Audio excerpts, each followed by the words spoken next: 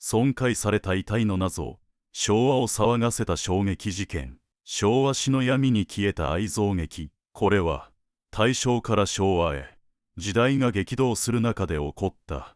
一組の男女の悲劇的な事件の記録です。衝撃の遺体発見。1932年昭和7年2月8日の朝、現場となったのは当時の愛知県名古屋市西区日比津の現在の中村区にあたる地域の畑の中に立つ京粉納屋でした。ここはかつて東京の吉原、大阪の飛田と並び称された中村遊郭の南大門から数百メートルしか離れていない場所でした。納屋の所有者である中島宇三郎の長男光一が鶏粉を処理するため1週間ぶりに納屋へ足を踏み入れた瞬間、鼻をついたのは鶏粉とは違う激しい異臭でした。薄暗い納屋の中をゆっくりと進むと、そこに横たわっていたのは信じられない光景でした。女の遺体。そしてその遺体は著しく損壊されていたのです。光一は一目散に納屋を飛び出し、父の宇三郎に知らせました。駆けつけた2人の声で近所中が大騒ぎとなります。間もなく到着した警察が名線の着物を着た遺体の検証にあたります。その胸元をよく調べた警察官はさらに驚愕しました。遺体には複数の損壊が加えられていたのです。遺体はすぐに名古屋医大へ運ばれ、死後の経過が調べられました。胃の内容物や消化状態から死亡推定時刻は事件からおよそ3日ほど前と特定されます。遺体のそばには出刃包丁2丁、女物の下駄と靴、白いメリヤスシャツ、数珠、そして風呂敷包みが置かれていました。この風呂敷包みこそが事件解決の糸口となります。中には増渕倉吉名義の簡易保険証書や被害者のものと思われる写真、そして倉吉宛ての封書が数通見つかったのです。これにより被害者は東区の青果商の次女吉田増江、当時19歳と判明しました。捜査当局は遺留品から浮かび上がった増渕倉吉の行方を追いました。増江は16歳の頃から近所に住む倉吉の妻から裁縫の稽古を受けており、手紙の文面からは年の差を超えた倉吉への深い愛情が読み取れました。44歳と19歳という親子ほど年齢の違う男女の関係はすでに近所でも噂となっていました。悲劇の全貌と犯人の末路。遺体発見から3日後の2月11日、今度は遠く離れた木曽川に女性の遺体の一部とおぼしきものが浮いているという知らせが届きます。現場で確認されたそれは損壊が激しく、残された歯の状態からそれが吉田増江のものであることが確認されました。捜査本部は倉吉を最重要容疑者として総動員で追跡を開始。東京、大阪にまで捜査員が派遣され、増江の遺体の一部が発見された犬山付近では200人体制での山狩りが行われますが、その行方はようとして知れませんでした。そして捜索が打ち切られた翌日の3月5日昼過ぎのこと、犬山京の掛茶屋三春亭掃除にやってきた船頭が厳重に戸締まりされた茶屋に不審を抱き、声をかけるも返事はありません。船頭が力ずくで戸を開けると、目に飛び込んできたのは異様な光景でした。天井から吊るされた首吊り死体、男のようにも見える。その異様な死体から鼻をつく強烈な異臭がしました。船頭は這うように小屋を飛び出し、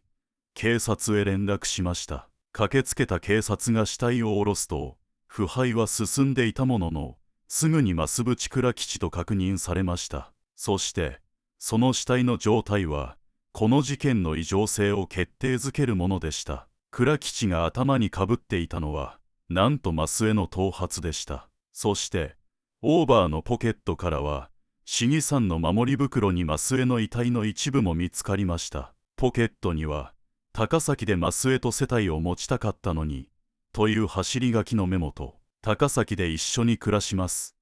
と書かれた増江の母親宛てのハガキが入っており、倉吉が心中を決意し、愛する人と一体になろうとした歪んだ独占欲の末の犯行であったことが示唆されたのです。時代と孤独が生んだ悲劇。増渕倉吉は1889年、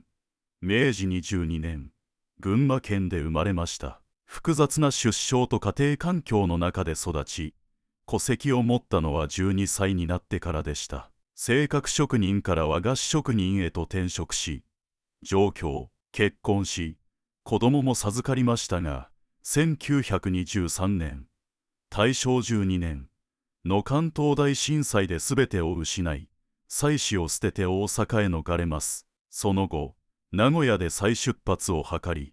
和菓子店の職工長として働き、妻の宮は自宅で裁縫の師匠として若い娘たちを教えていました。その弟子の中に、吉田増江がいました。平穏な日々は長くは続きませんでした。1929年、昭和4年末、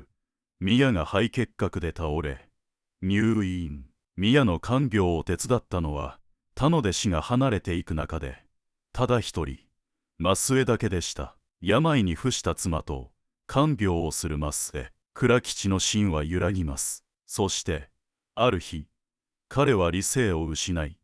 増江と関係を持ってしまいます。最初は戸惑った増江でしたが、華奢で優しげな容貌から年齢より若く見える倉吉に対し、次第に恋愛感情を抱くようになりました。しかし、倉吉の生活は困窮します。妻の宮は回復することなく死亡。宮の遺体は研究のために解剖され、倉吉はその解剖に立ち会い、微細にわたって観察していたといいます。この解剖に立ち会った経験が、後の異常な犯行に影響を与えたのではないか、と後に推測されました。職を辞し、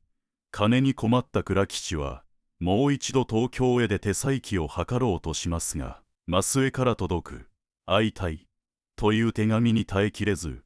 わずか3週間で名古屋へ舞い戻ってしまいます。再会した2人は恋に身を焦がす日々を送りますが、生活費が底をつき始めると、倉吉は死を考えるようになります。この愛を成就する唯一の方法は心中しかない、と思い詰めた彼は、増江に心中を懇願します。しかし、増江は倉吉の思い合いを拒絶します。死ぬくらいなら別れたい。この言葉が、倉吉の中で愛を憎しみに変える引き金となりました。心変わりを疑い、増江を憎んだ倉吉は、増江を連れて、人目の少ない納屋へ入ります。そこで、彼は増江の首に手をかけ、一気に絞めて絶命させてしまいます。自分が死ぬまで増江と一緒にいたい、という歪んだ独占欲から、倉吉は出刃包丁で増江の遺体を損壊し、一部を持ち去るという、常軌を逸した行動に出たのです。その後、木曽川で遺体の一部を遺棄し、犬山の茶屋で自ら命を絶った倉吉。その体には、愛する人を独占したいという狂気が、増江の遺体の一部という形で残されていました。残された教訓。この事件は、当時の日本で大きな衝撃を与え、マスコミは倉吉を小説「陰獣」にちなんで「陰獣事件」と書き立てました。当時の大衆は、エログロナンセンスが全盛の時代、人々の不安と好奇心を背景に、この愛憎劇はセンセーショナルに報じられました。しかし、事件からおよそ90年が経った今、私たちがこの悲劇から学ぶべきものは何でしょうか。増渕倉吉は、複雑な生い立ちと震災後の不安定な社会、そして孤独の中で、唯一の希望であった愛する人への依存を深めていきました。増江の拒絶は、彼にとって生きる世界が崩壊することを意味しました。愛することと相手を支配し、独占すること、その境界線を見失った時、愛は容易に狂気へと変貌し、取り返しのつかない悲劇を生むのです。昭和の闇に消えたこの事件は、社会の孤立、経済の不況、そして人の心の脆さが交差した時代の悲劇として、今なお私たちに孤独と依存の危険性という重い教訓を投げかけているのかもしれません。